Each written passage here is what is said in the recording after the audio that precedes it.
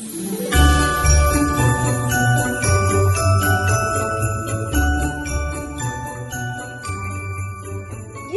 Merry Christmas! Welcome to our Christmas special. We're joined by Saint Nick. a version of Saint Nick. We're so excited to do this. We recorded this episode 3 years ago. Yep. Something like that. And it did not know going into it how much there was to this history and the things that we know. And it's funny, I reference it quite often when you see a little wooden manger. I know that came from Martin Luther and why the German and why they had that. That wasn't in Israel. So a lot of these things that I learned in this Christmas special, apply, and it brings a richness to the holiday and to the stories. And we are so excited to get into that today. And it was such a huge hit. We were like, we've got to come on and record again with today's guest. We are so excited for you to be able to experience this as well. So buckle up. We're going to hear a lot about Christmas and about St. Nicholas. If you've ever heard of American Minute, two of my favorite books. One is Miracles in American History by Susie Federer, but adapted from Bill Federer's American Minute, one of the greatest books around. I want to reference that. We have links to these in the notes down below. But the other one here is Socialism, A Real History from Plato to the Present. I want to reference these because these are books everybody should have around in their home and to have gone through. I think there is 124 chapters to this book. Don't let that intimidate you. It's not that big, but each chapter is only a couple of pages with principles and ideas. And some of these quotes that are in here, you will hear regularly coming from elected officials that want these principles in our country. And you need to kind of know the history of it. And this is the real history from Plato to the present. And these ideas have led a destructive path throughout history, and that never changes. But today we're talking about something a little more merry. Yes. And bright. And bright and cheerful. And I cannot wait to get into the history of St. Nicholas with Mr. Bill Federer. Yay!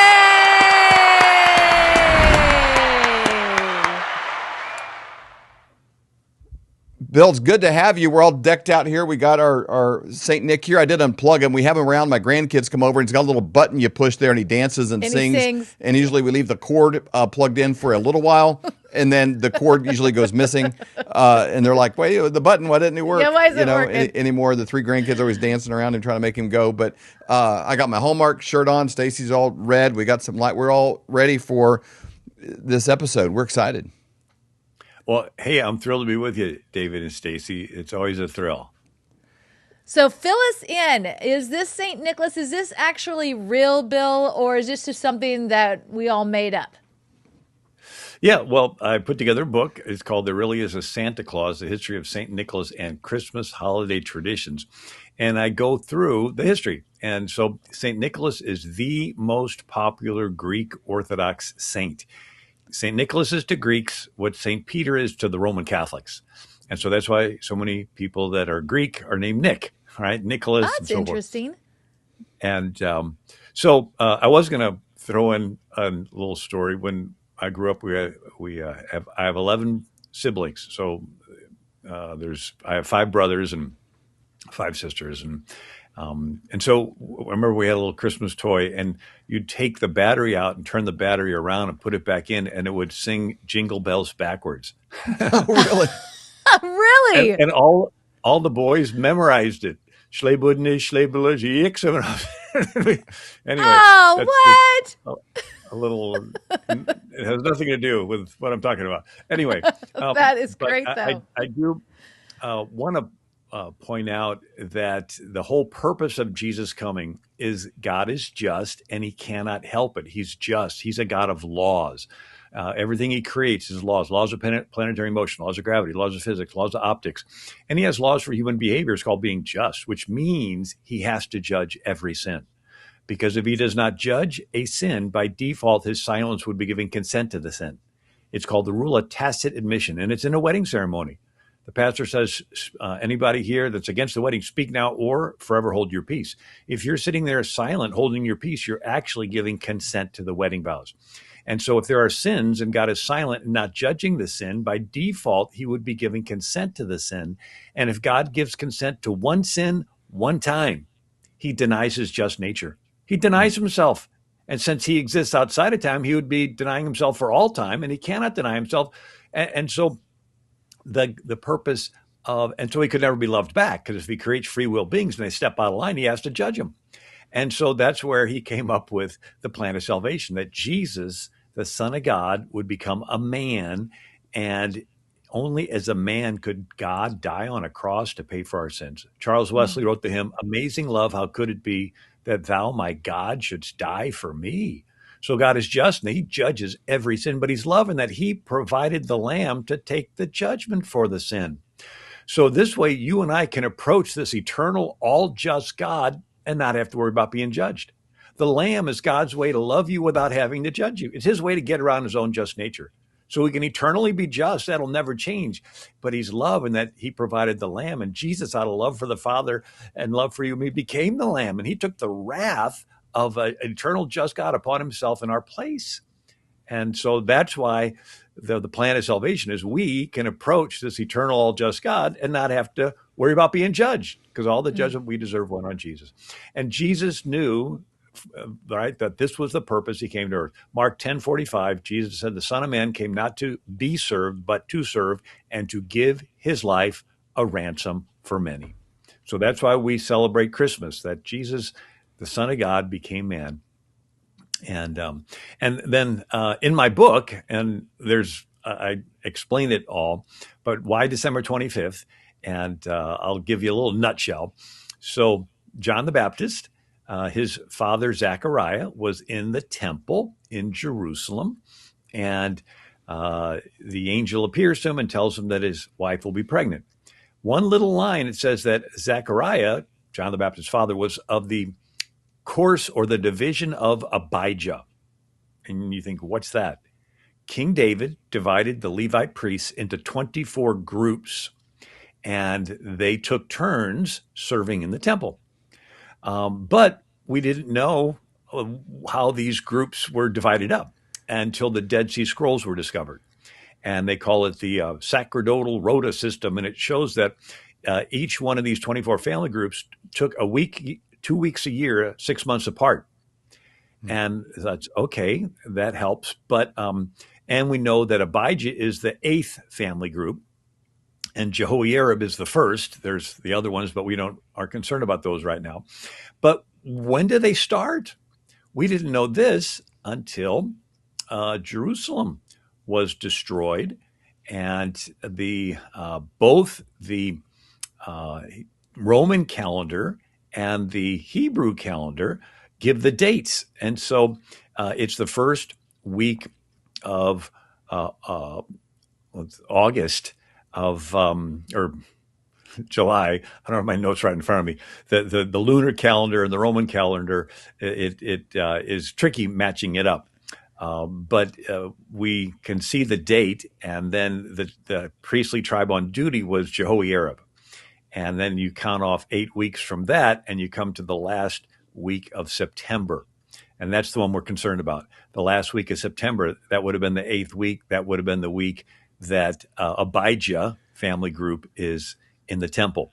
It's an important week, this last week of September, because the first of the week is the Day of Atonement, and the end of the week is the Feast of Tabernacles.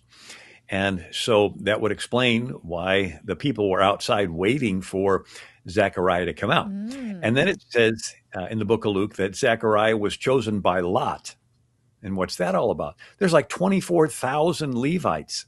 Only the high priest goes into the Holy of Holies once a year, Day of Atonement. But the other Levites are chosen to go into the holy place, which is the little room outside of the Holy of Holies. And that's where you have the candle, the menorah, 7 golden candlesticks. You have the showbread, the table of showbread in there. And so it was very special, but they were chosen by lot.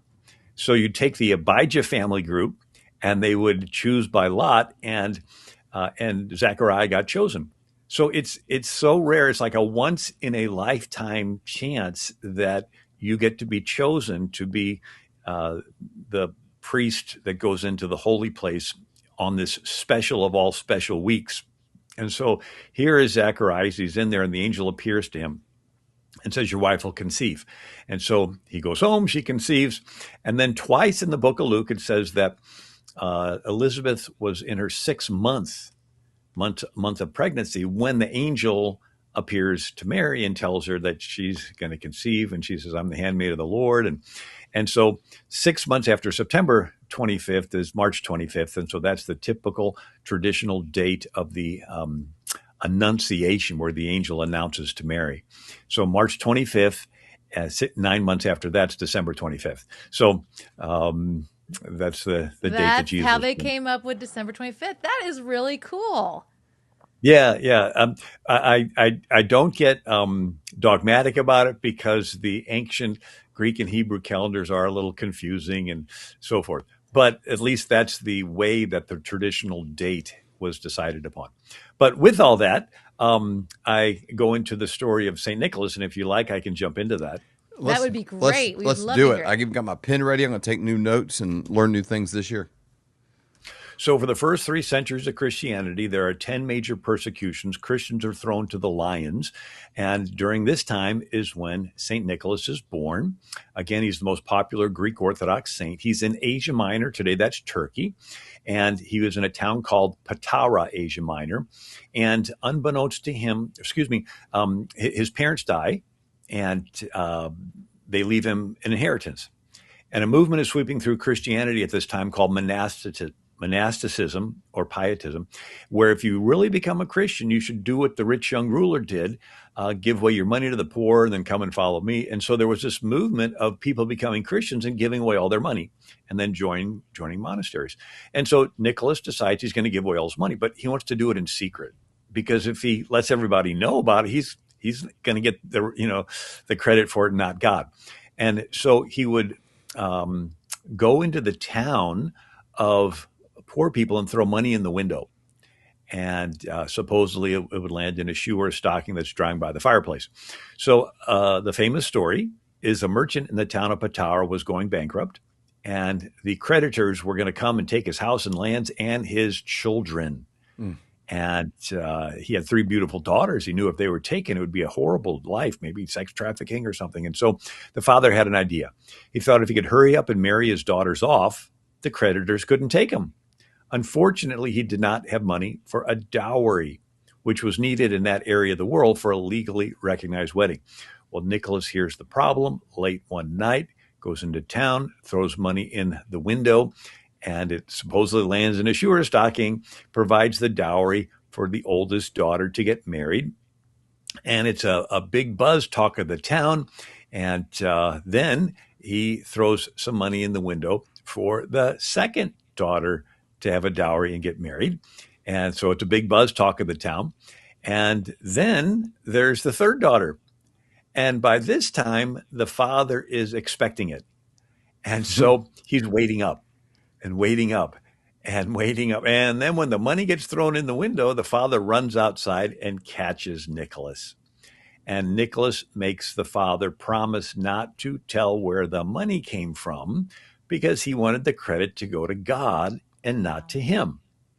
And so that's the origin of the tradition of the midnight visits from St. Nicholas, the stockings or shoes by the fireplace, and he died on December 6, 343 AD. There's even a church with a stained glass window of him throwing the money in, and at that stained glass window at the bottom it says he provides a dowry for 3 girls. And so that's how, in artwork, Nicholas is often portrayed holding 3 bags of gold or 3 gold balls. And that's how he became the patron saint of pawnbrokers. Wow. You say, what? Seriously. So pawnbrokers say we're helping families out in their time of financial need, sort of like Nicholas did. And so the pawnbrokers will hang 3 gold balls in front of their shop in recognition of the 3 bags of gold Nicholas threw in the window. A little bit of a stretch, but whatever. And so Nicholas gives away all his money, and now he's going to join a monastery in Zion over there in the Holy Land. And right before he takes his vows of silence, and you'll never hear from him again, somehow the Lord tells him not to hide his light under a bushel. And so he gets on a boat, goes back to Asia Minor, but this time he lands at a big port city called Myra, Myra. And unbeknownst to him, the bishop of Myra had died, and the church leaders could not decide who their next bishop's going to be. And so one of them is had a dream that the first person to church the next day would be named Nicholas, and he was to be their next bishop. And so sure enough, Nicholas is the first one in the door. They asked his name. When he says Nicholas, they said, guess what? You're the bishop.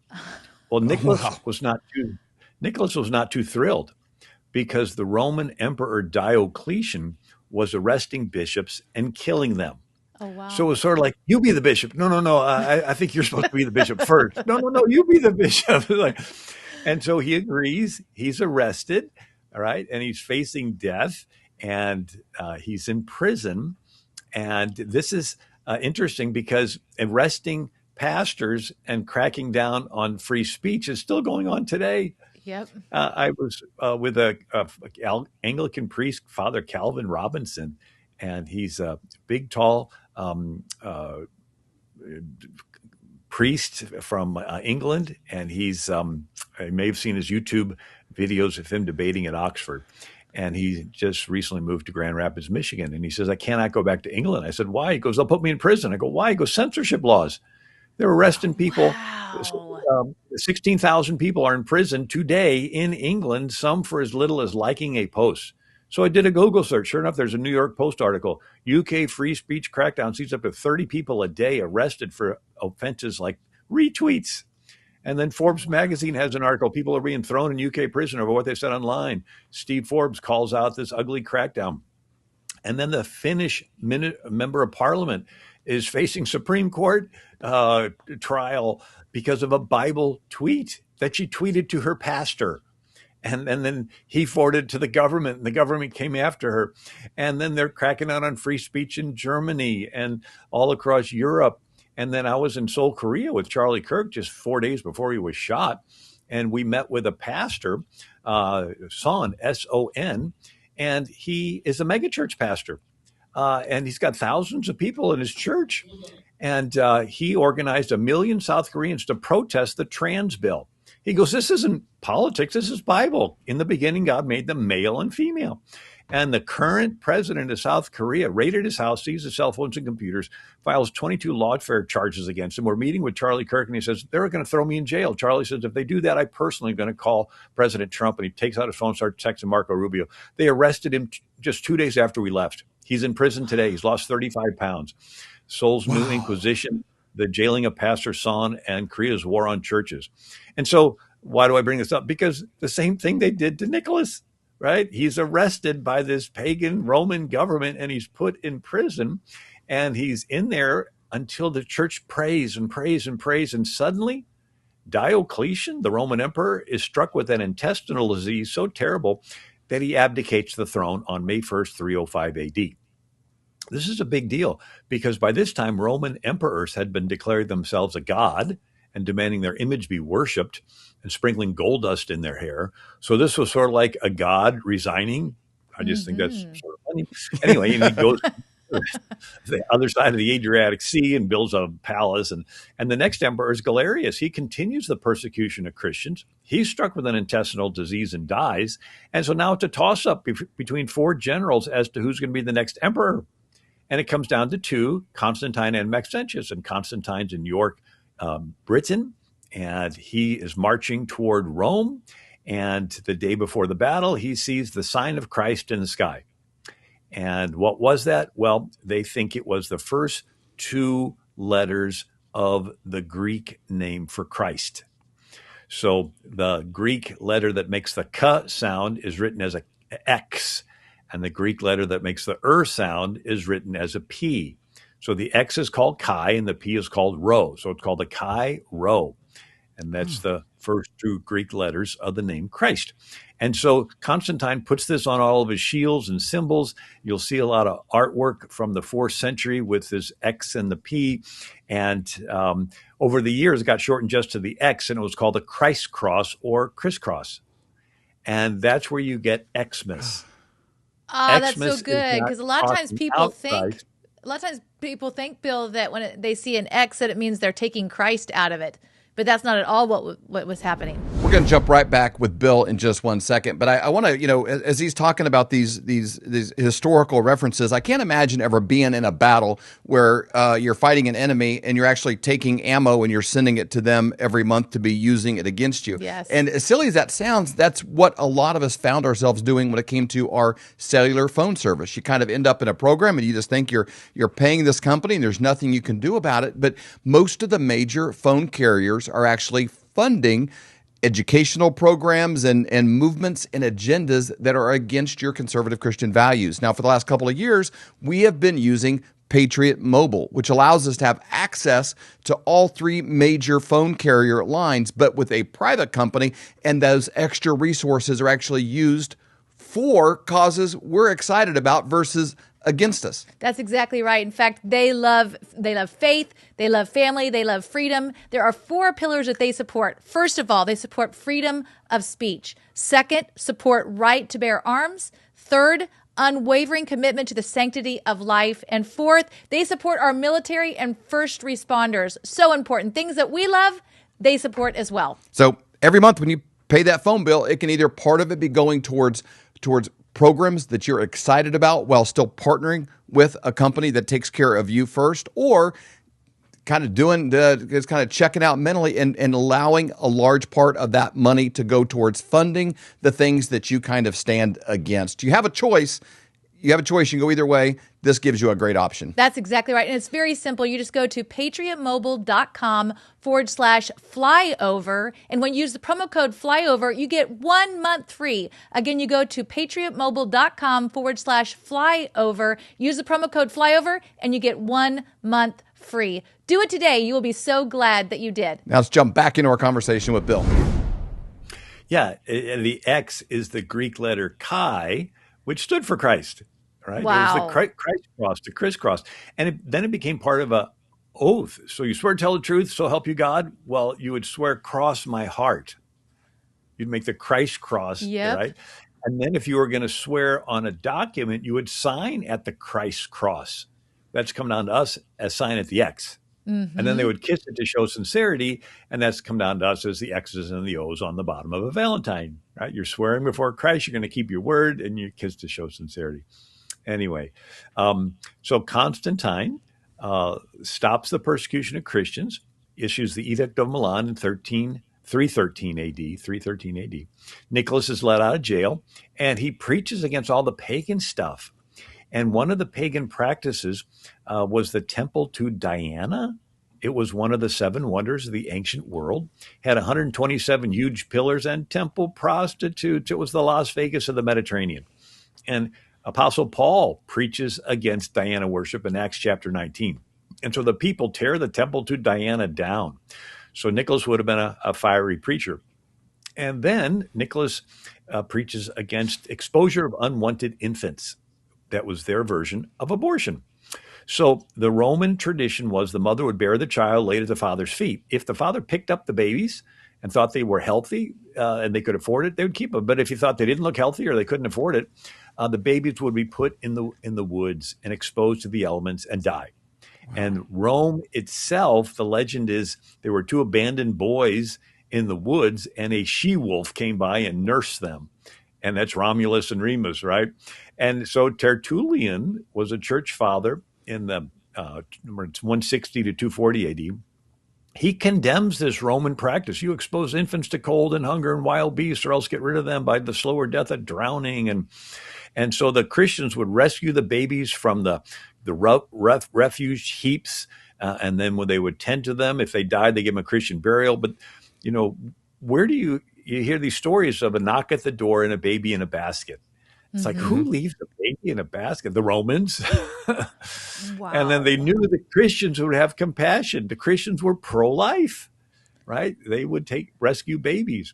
And then Nicholas preaches against the Olympics. And so the Olympics, they would run them naked. I wouldn't get into it all, but Nicholas preaches against it. And then they have a heresy.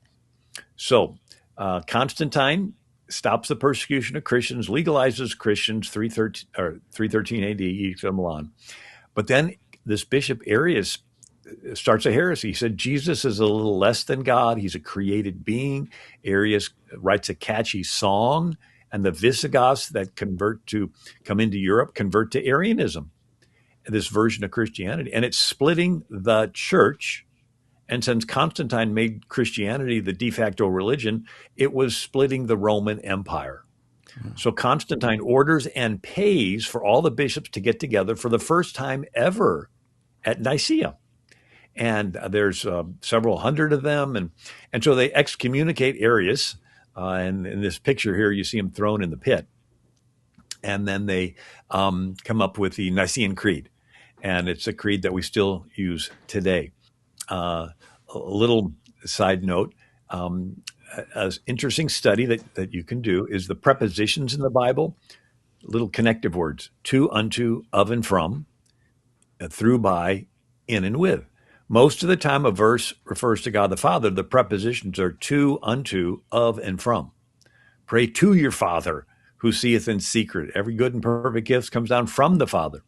And then the prepositions in the verse referring to Jesus are through and by. I'm in the way, the truth, and life. No man cometh unto the Father but by me. I can do all things through Christ who strengthens me. And then the prepositions referring to the Holy Spirit are in and with. I was in the Spirit on the Lord's Day. They were all filled with the Holy Spirit. So I have an analogy. It's like God the Father is like the coach of the football team. It's his will that's going to take place on the field. But how does his will get onto the field? The quarterback, he's on the sidelines with the coach, and he gets to play, and he runs onto the field. What's the one player that gets to speak? The quarterback. He calls the plays. And then we're all players on the field filled with the Holy Spirit, carrying out the will of our coach that's communicated to us through our quarterback, Jesus. Anyway. That's so good. And so at the Council of Nicaea, they have the Nicene Creed. And matter of fact, in the year 2025, it is the 1700-year anniversary of the Council of Nicaea, and the Pope goes over to Turkey, goes to the city of Nicaea, meets the Greek Orthodox Patriarch, and they say the Nicene Creed together. Anyway, now the story is that Nicholas was so upset at Arius for starting the Arian heresy that he slapped him at the conference, on the floor of the conference. So there's these artworks of St. Nicholas slapping Arius. I was looking online for some pictures of Nicholas, and you can see this one. And at the top, it says Niko, Nicholas. But it says, I came to give presents to kids and to punch heretics. I just ran out of presents. That is great.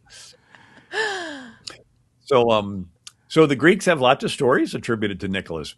One is there was a famine, and the people were starving, and he goes down to the docks because it's a port city. And the grain was grown in North Africa. They'd ship it across to Asia Minor, to Myra, on its way to Rome. Well, Nicholas talks them into unloading some grain to feed his people, promising God would bless them. Well, on their return trip, they said the grain that was left had multiplied, and they had more than enough. Sort of like the little widow's meal barrel in the Elijah story. And then there was a storm, and they run and get Nicholas, and he prays, and the sea becomes calm. And so like Jesus calmed the waves on the sea. And so this is how Nicholas became the patron saint of sailors, in addition to the patron saint of pawnbrokers. So Nicholas is often pictured with a boat. And then there was a corrupt governor who was going to execute some innocent soldiers to cover up his corruption, sort of like a body count list. We're familiar with certain politicians, and people are suicided, right? And so the story is Nicholas goes down to the execution square, breaks through the crowd, grabs the sword out of the executioner's hand and throws it down. And then in front of everybody, by the Holy Spirit, he tells what corruption the governor did. And the governor realizes nobody can know the details other than God. And so he begs Nicholas to pray for him. And so he was quite a person. That's why he's the most popular Greek Orthodox saint. He dies on December 6, 343 AD. And then you have an Emperor Theodosius, and he outlaws paganism. And so now you have a flood of people into the church that maybe did not actually have a heart conversion experience. They just sort of come in. And Theodosius is credited for completely ending the Olympic Games. And then you have Emperor Justinian, and he's in Constantinople, and he builds the big Hagia Sophia church, which was the biggest church in Christendom for 1,000 years. And he builds a church in Myra, and dedicates it to Nicholas. And so it's the dilapidated church is still there to this day in Myra. And so sometimes he's called St. Nicholas of Myra. Now, there's some other traditions that we need to weave in. Are we doing good time-wise? Oh, yeah, you're doing amazing. Yeah, I mean, this guy had quite the reach, and, you know, God really used him. I mean, it was available, and what a story. Yeah, it's worth redeeming his story. It's so much easier to say, let's tell the real story of this guy, other than try to say, you know, don't celebrate Christmas and Santa is Satan. So you can change the letters around. It's like, no, Santa means holy, right? Like Santa Fe means holy faith, and Santa Monica, Saint Monica. Anyway, so to just tell the real story of what a godly man he was, and how he loved Jesus and was willing to be persecuted and stood up for the Trinity and even have miracles attributed to him. And so the date of Christmas. So I gave a brief rundown on where December 25th came from. But in Eastern Europe, they celebrated January 6th, Epiphany. The Epiphany means the revealing of Jesus to the world. So he's revealed to the mom and dad when he's born. But then the Epiphany is when the three wise men came. And now the whole world has revealed the Messiah. And so Eastern Europe celebrates January 6th Epiphany, whereas Western Europe celebrates December 25th. They couldn't decide which day was holier. And rather than get into an argument at the Council of Tours in 567 AD, they decided to make all 12 days between December 25th and January 6th the 12 days of Christmas. Ah. So the 12 days of Christmas are not the 12 days leading up to Christmas. They're the 12 days between December 25th and January 6th. They call them holy days. And over the years, holy day got pronounced holiday. So when they say, don't say Merry Christmas, say Happy Holiday. Well, holiday means holy day. And what are the holy days but the 12 days of Christmas? You can't get away from that, right? Now, what about the days leading up to Christmas? That's called Advent. So from 480 AD on, the tradition was to fast 3 times a week for the 4 weeks preceding December 25th. And so the leading up is the Advent. Now, in 988 AD, Vladimir the Great of Russia throws all his pagan gods in the Dnieper River and converts to Greek Orthodox Christianity and adopts Nicholas as the patron saint of Russia. That's why so many czars are named Nicholas and Nikolai and so forth. Yeah. And then Islam invades. And people forget that Muhammad dies in 632 AD, and his followers conquer all of Arabia. They conquer Jerusalem, which used to be Christian, right? Since Constantine converted his mother, St. Helena, goes to Jerusalem and builds all these cathedrals at places where Christ's passion took place. But the Muslims conquer it in the 7th century. And then in 648 AD, the Muslim leader Caliph Umar conquers Syria. People forget Syria was the first country that was completely Christian, evangelized by the Apostle Paul. Then the Muslims invade into Armenia, which was completely Christian. And then the Muslims invade into Egypt. People forget Egypt was Christian for 6 centuries. That's longer than America's been around. And it was evangelized by Mark that wrote the gospel, Matthew, Mark, Luke, and John, until Amir ibn al-As invaded. And then there used to be 250 Catholic dioceses along North Africa. All of North Africa was Christian. St. Augustine of Hippo was from Carthage, but the Umayyad Muslims conquered it all. Why? Because the Christians had embraced this monasticism, this pietism that said, if you're really Christian, you'll give away all your money and withdraw and live in a cave. And so it was their version of separation of church and state. It's like, let's just withdraw. And so Islam conquers North Africa. And then in the year 711, Muslims invade Spain, conquer it in 10 years, conquer southern France, and they're stopped outside of Paris at the Battle of Tours in 732 AD, just 100 years after Muhammad's death in 632 AD. Then the Turks convert to Islam and conquer into what is today Turkey and destroy churches. And so all 7 churches mentioned in the book of Revelation were wiped out by Muslim Turks. And they would destroy libraries, they would destroy graves, anything that was not Islam that was considered pagan. And people forget in 846 AD, 11,000 Muslim Saracen pirates attacked Rome and trashed the Basilica of St. Peter's, which was a big church, and the church St. Paul's outside the walls, and they trashed the graves of St. Peter and St. Paul. And so that's why Pope Leo built a 39-foot wall around the Vatican. because of this Muslim invasion. And then, so that in Asia Minor, the Christians are afraid they're going to trash the grave of St. Nicholas. And so in the year 1087, they moved the remains of St. Nicholas over to Bari, Italy, Bari, Bari, Italy. And it's a big city today. It's got about 1 million people in it. And they have a cathedral there. And in the cathedral they have a crypt with the remains of St. Nicholas and Catedral de Nicolo de Bari.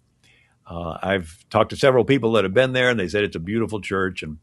But so now that St. Nicholas and his traditions are in Italy, matter of fact, the Pope that received Nicholas's remains is Urban II. And you know Urban II because he's the one that called for the First Crusade. So the Muslims are invading, conquering Greece, conquering Turkey, and they're all fleeing west to Italy, and they're bringing their most popular saint over. And so the Pope's like, this is serious. So he goes to the Council of Clermont and begs the European kings to send help. When they do, it's called the First Crusade. There's 9 major crusades in the next 2 centuries. Richard the Lionheart led the Third Crusade, St. Louis the 7th and 8th, I think. And but the Muslims have 14 centuries of crusades, and they're still going on today. Yeah, taking over entire cities. And so in Italy, matter of fact, I saw an article years ago. This was the Turkish newspaper, Hürriyet Daily News, December 28th, 2009. Turkish Cultural and Tourism Minister Ertuğrul Güney told reporters in Antalya on Sunday that they were plans to demand the return of the bones of St. Nicholas from Bari, Italy. Right? They sort of wanted them for a tourist attraction, I guess. So in Italy, the gift giving became popular, so much so that St. Francis of Assisi created the nativity scene in the year 1223 AD to say, look, we need to get back to the real reason for the season. Jesus, the Son of God, was born in a manger. So whenever you see manger scenes, that goes back to St. Francis of Assisi. And the emphasis, the Lord himself shall give you a sign. Behold, a virgin shall conceive and bear a son, and he shall call his name Emmanuel. Emmanuel means God with us. And John 1:14, and the word became flesh and dwelt among us. So after St. Francis, 1223 AD, you got Martin Luther, 1517 AD. And by this time, there's saints' days for every day of the year. Churches are filled full of side altars and relics, and everybody's praying. And Martin Luther considers all that a distraction from Christ. And so he ends the saints' days in Germany. But the Germans like the gift giving associated with St. Nicholas. And so Martin Luther moves all the gift giving to December 25th. And said, all gifts come from the Christ child. And the German pronunciation of Christ child is Christkindl. Christkindl means Christ child, like kindergarten, kindercare, kind means child. Okay. And so the Germans would celebrate Christkindl. Now, over the years, Christkindl got pronounced Kris Kringle. Yep. Right. So they say, oh, Kris Kringle. Who was Kris Kringle? Was that young Santa Claus? No, Kris Kringle means Christ child. And, thinking about history, a major currency for us being a global reserve currency usually lasts around 80 years. It's been the Dutch, it was the pound, it's been the U.S., it's been others. There's an interesting thing happening in the world right now where when one falls, usually there's another one that they switch to. If this one's going down, then another currency becomes the global reserve currency. Well, what's the problem right now? Every country is experiencing the same thing. They've printed money to get themselves out of massive spending problems, and there's not another currency to go to. Every nation's currency is being debased. We talk about this almost every single week with economic updates with Dr. Kirk Elliott. But the challenge is, how do I have my money in a safe place with something that's safe and secure, but can still rise and outpace inflation, that the government is actually making my dollar worth a little bit less every day and into something physical? Well, physical bullion, silver, not collectible coins or something with a crazy story, but something that is valuable and can be liquidated at any point in the future, can outpace inflation and be a safe place for your money to be. And you may be thinking, well, I wouldn't even know what to do. Where would I even start? Well, we've known somebody for over 25 years. In fact, his dad was a mentor of ours, and his name is Dr. Kirk Elliott. We call him Dr. because he doesn't have just one PhD. Yeah. He has 2 PhDs. It's a very simple process. You just go to flyovergold.com. There's a book there that you can download that's absolutely free. It's called Thriving in an Economic Tsunami. But you can also put your name in, and they will call you to register you for a free consultation. That means get all of your questions answered. Find out what are the options for you and your family. Again, you just go to flyovergold.com, fill out your information for that free consultation, or you can simply call 720-605-3900. Again, 720-605-3900 to set up that free consultation. Do it today. You will be so glad that you did. Let's jump back into our conversation and learn a little more from Bill Federer. You see a lot of the artwork from the Germans. Now, this is another little interesting story. We're all familiar with St. Patrick. He left Britain and he evangelized the Druid pagans in Ireland, used the 3-leaf clover to teach these illiterate Druids about the Trinity. And well, not too long after Patrick, did I say, Nicholas, that was St. Patrick that evangelized Ireland? Yep. Mm-hmm. Yep. And so now we're up to St. Boniface, and in the 700s, he leaves Britain, pretty close to the same area that Patrick was from. But he leaves Britain and he goes through the woods of Germany to the Germans. So the Germans were pagans that had overrun the Roman Empire. And these pagans in Germany worshipped Thor. And that's where you get the word Thor's Day or Thursday. Mm. And they also worship Woden, which is where you get the name Woden's Day or Wednesday. And so Thor lived in a big oak tree, and they would sacrifice in front of it. Sometimes animals. There's rumors that it was actually people. And St. Boniface, also called Winfrid, takes an axe and starts chopping down Thor's tree. And someone yells out, "Stop him!" And somebody else said, "Well, if Thor's really a god, he can certainly protect his own tree." And then a big wind came up and blew, and the tree fell over. Now, just a little trivia. Quakers refused to say Wednesday and Thursday because Woden's Day and Thor's Day, they didn't want to mention a pagan god's name. And so the Quakers would say Sunday, Monday, Tuesday, fourth day, fifth day, Friday and Saturday. Wow. They wouldn't say Wednesday and Thursday. So this is around 722 AD. Now, for those that like to see a big picture, 732 AD is where you have thousands of Muslims attacking Tours, France, and Charles Martel stops them. And Charles Martel's grandson is Charlemagne. So at the same time the Muslims are invading France, you have St. Boniface, Winfrid, going down and chopping down Thor's tree. And so the story is that after Boniface chopped down Thor's tree, that he pointed to an evergreen tree and said that let this be the tree of the Christ child. A little interesting, there's a statue over in Fritzlar, Germany, with Nicholas standing on the stump of a tree with an axe in his hand. So Henry Van Dyke, and you know him for writing "Joyful, Joyful, We Adore Thee." Christmas.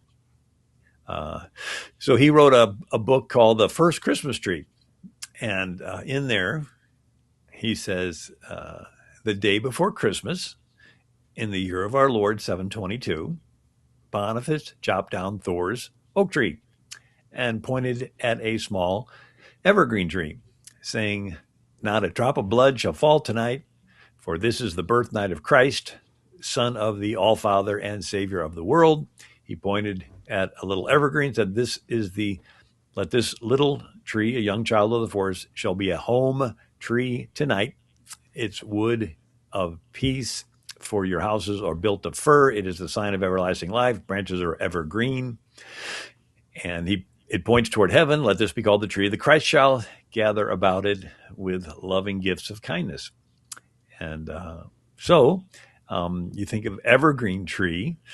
Thor's was an oak tree, but evergreen in the Bible, Abraham planted an evergreen tree, a salt cedar in Beersheba. The evergreen, the cedars, paneled the house of the Lord. So the cedars of Lebanon, Solomon got, and so then there's an Ezekiel verse. On the mountain heights of Israel, I will plant it. It will produce branches and bear fruit and become a splendid cedar. And it will become, birds shall nest in it and find rest in its branches. Tertullian, who lived 155 to 220 AD, said, you are the light of the world, a tree evergreen, if you have renounced the heathen temples. So again, evergreen tree was something. So it was, since it was sort of in a triangle shape, the understanding is that Boniface used the evergreen tree to teach the Trinity to these illiterate Germanic tribes, the same way Patrick used a three-leaf clover to teach the Trinity to the pagan illiterate Druids. And here is the Christianity Today article, August 2008. Legend has it that he used the triangular shape of the fir tree to describe the Holy Trinity of God, the Father, Son, and Holy Spirit. The converted people began to revere the fir tree as God's tree. By the 12th century, it was being hung upside down from ceilings at Christmas time in Central Europe as a symbol of Christianity. And so that is so cool. And now it's on the Christian flag. Like when you see that flag, the Christian flag, you'll see Washington. Yeah, the Washington. Yeah, thank you, Washington flag. You'll see it on there, the tree on there. Yeah, and then we're all familiar with the most famous lullaby, Johannes Brahms. You know, da da da da da da da da da. I can't sing, but anyway, the words in Johannes Brahms's lullaby, it mentions the Christkindlein Baum, which is the Christ child's tree. And so the next time you sing it to your kid or your grandkid, right, in German, it's Guten Abend, Guten Nacht, good evening, good night. Von Engeleng bewacht, the angels watched. Die Zeigam im Traum, who show you in your dream. Dear Christkindlein's Baum, the Christ child's tree. So in the lullaby. So Christ child's tree was the tree was the German symbol of Christianity, the evergreen tree. What about the lights? Well, the Jews had been lighting candles at this time of year. The 7 menorah candle that was in the temple, but in their windows at Christmas time, they would put the 8 candles and the one in the middle, the 9th, to light the other ones with. And so Martin Luther, there is a good chance that he could have seen these candles in the window of these Jewish families. Now, where does the lighting of these candles come from? Hanukkah. So Alexander the Great conquers Persia, which includes the Holy Land. He dies, and his general Seleucid takes Persia. And one of these Seleucid kings was Antiochus Epiphanes, and he decides to end the Jewish temple worship and force the priests to sacrifice pigs and defile themselves or whatever. And the Maccabees fought back, sort of a guerrilla warfare, and chased the Greek Syrians out and clean out the temple of all the pagan stuff, and then saw the candle there, and they lit the candle with oil, but it only had enough oil for one day. But they lit it anyway, and it miraculously stayed lit for 8 days until they could have some more purified oil. And so it was called the Feast of Dedication. And lo and behold, even Jesus celebrated the Feast of Dedication.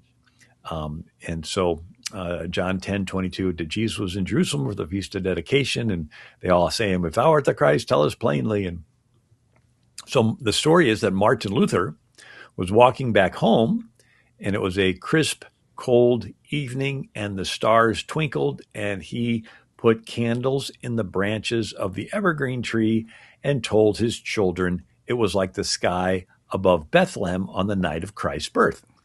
And so you'll see the old woodcuts and paintings of Martin Luther with his family around a Christmas tree with candles in it. One woodcut I thought was humorous. It has Martin Luther with his family, and to the side there's his son holding a crossbow. You could put your eye out with one of those things. Oh, yeah. Yes. Remember the BB gun? Oh, yeah. definitely. Absolutely. It's probably a little more Boys like dangerous, but shooting yeah. stuff. That was so funny. The little boys like shooting stuff. Yep. Now, does that all make sense? It before I does. It jump makes a into ton England. of sense Yeah, we just, kind of just gather and piece things together. to come up with our traditions today. I hope you're enjoying this conversation with Bill as much as we are. We've had probably a half a dozen different ones with him Yes. over the years, and he is a national treasure. We learn so much from him every single time. That is exactly right. So this was part 1 of Who is St. Nicholas. We actually have a part 2 that will come on tomorrow. So you're going to want to join us tomorrow as well. It's so exciting to learn about our history and find out, was there really a Santa Claus and what was his story? So much of that growing up in a Christian home and Christian school, there was a lot of wanting to extract some of these stories because this had been hijacked and taking these things out. It's kind of interesting to learn the real origins of them, and they're not really as dark and pagan, as we would have thought. There's actually a real history behind a lot of those things. I want to do a big shout out to our sponsors for this show. That is exactly right. PatriotMobile.com/flyover. Again, use your promo code flyover for a free month. Again, Patriot.com/flyover and flyovergold.com. Make sure you go there, fill out your information for that free consultation, and get your book while you're there, Thriving in the Economic Tsunami. We'll see you back again tomorrow with part 2 of this special with Bill Federer. We hope you've enjoyed this episode of the Flyover Conservatives podcast with David and Stacy Whited. Please subscribe, hit the notification bell, and leave us a comment below. Lastly, if you enjoyed today's podcast, share with those who came to mind. Be blessed and make it a great day.